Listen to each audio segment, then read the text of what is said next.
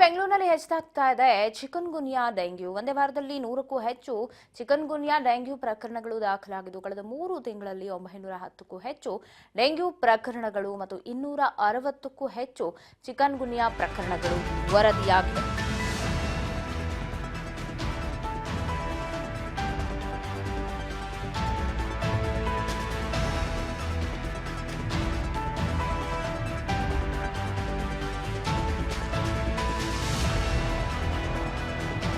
ಕಳೆದ 3 ತಿಂಗಳಲ್ಲಿ 910ಕ್ಕೂ ಹೆಚ್ಚು ಡೆಂಗ್ಯೂ ಪ್ರಕರಣಗಳು ದಾಖಲಾಗಿದೆ.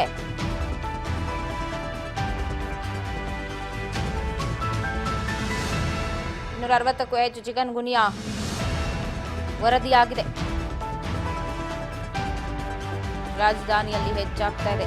ಇತ್ತೀಚೆಗೆ ಮಳೆಯಾಗಿತ್ತು ಬೆಂಗಳೂರಿನಲ್ಲಿ, ನಾವು ಗಮನಿಸಬಹುದು. ಮಳೆ ಹೆಚ್ಚಾದಾಗ ಸೊಳ್ಳೆಗಳ ಕಾಟ ಕೂಡ ಹೆಚ್ಚಾಗುತ್ತೆ ಬೆಂಗಳೂರಿನಲ್ಲಿ, ಅದೇನು ಹೊಸದೇನಲ್ಲ. ಇದರಿಂದಾಗಿ ಈಗ ರೋಗ ರುಜಿನಗಳು ಹರಡ್ತಾ ಇದೆ.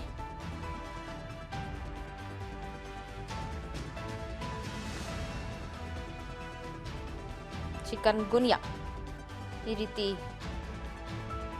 ಕಾಯಿಲೆಗಳು ಕಳೆದ 3 ತಿಂಗಳಲ್ಲಿ 910ಕ್ಕೂ